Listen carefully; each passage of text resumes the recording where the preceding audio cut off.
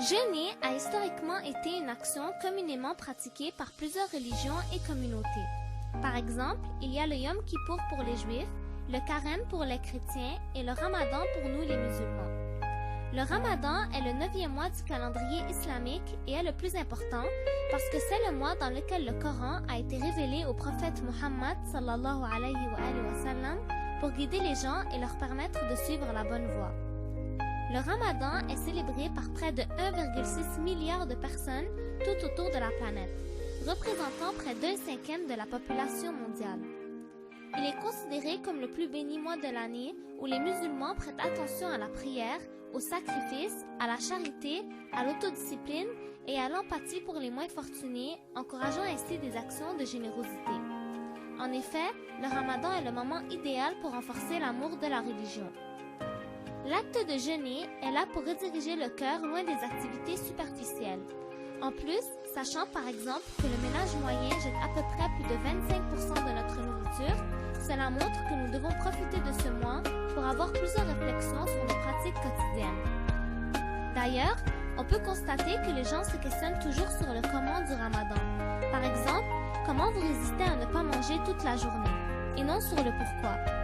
Malheureusement, c'est aussi trop souvent le cas pour nombreux d'entre nous. Pour certains, le Ramadan se résumait à se lever très tôt le matin pour manger, se priver de nourriture pendant la journée et manger le soir après le coucher du soleil. Il n'est pas étonnant qu'on ne sait peut-être pas pourquoi le jeûne du Ramadan existe. Tout d'abord, pour pouvoir profiter de ce mois, nous devons connaître sa vraie valeur parce que comme le dit notre prophète, si nous comprendrions exactement ce qui se cache dans le mois du Ramadan, nous aurions souhaité qu'il s'étende sur l'année au complet.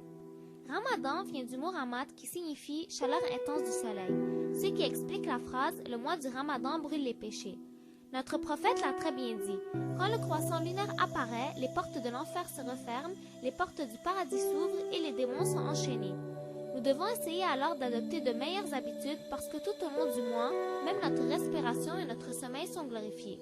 Demandons alors à Dieu de nous faire réussir le jeûne parce que comme a dit le prophète, misérable est celui qui se trouve privé du pardon de Dieu pendant ce mois grandiose.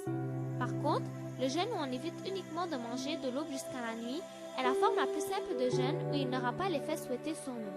C'est pour cela qu'on dit qu'il y a plusieurs niveaux de jeûne. Par exemple, il y a celui où on s'abstient juste de manger. Ensuite, celui de ne pas faire l'illicite en plus de s'abstenir de manger. Imam Ja'far al-Sadiq alayhi salam a dit « Chaque fois que tu jeûnes, toutes les parties de ton corps doivent jeûner des actes illicites. » Finalement, il y a le jeûne où on s'abstient de penser à faire le mal. C'est la forme idéale de jeûne. De plus, il y a certaines formes d'adoration durant le Ramadan qui sont très encouragées, comme la lecture du Coran, le fait de passer 3 jours dans une mosquée sans y sortir pour se consacrer uniquement à Dieu et le fait d'aider un orphelin.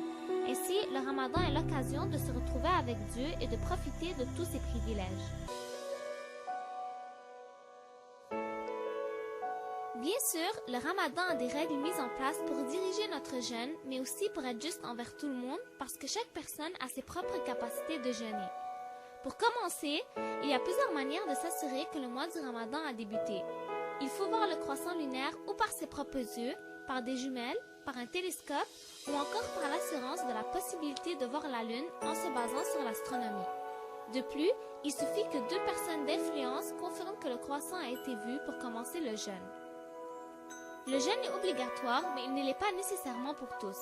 Il faut avoir atteint l'âge de la puberté. En général, 9 ans pour les filles et 14 ans pour les garçons. Mais ce n'est pas tout. La personne qui veut jeûner doit avoir les capacités mentales et physiques nécessaires pour le faire. Par exemple, il ne doit pas être malade de façon à ce que le jeûne empire son état, ralentisse sa guérison ou cause un certain mal physique. Si beau. Ce mois est un moment qui renoue les liens de parenté et les liens amicaux. En effet, nous nous retrouvons tous entourés au coucher du soleil pour manger en famille, avec nos voisins ou encore avec nos amis. Et ceci par recommandation du prophète lorsqu'il a dit « Celui qui offre le repas à un jeûneur croyant durant ce mois aura auprès de Dieu la récompense du pardon de ses péchés passés. » Ensuite, puisqu'en jeûnant on s'abstient non seulement de manger, mais aussi des actes comme le mensonge et la médisance, le jeûne devient une sorte d'exercice pour nous forcer à avoir un contrôle sur nous-mêmes. Car si on a pu le faire pendant un mois, on peut aussi le faire pendant 1 an et pourquoi pas toute notre vie. Pour continuer, le Ramadan est aussi une source de tranquillité pour le cœur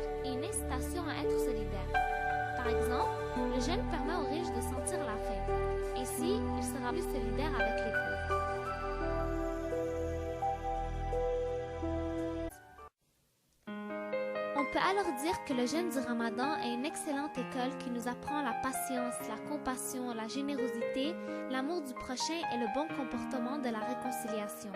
Il nous éloigne de tout égoïsme et de tout matérialisme. En plus, on voit que le jeûne n'a que de bons effets pour nous tous, que ce soit social ou médical.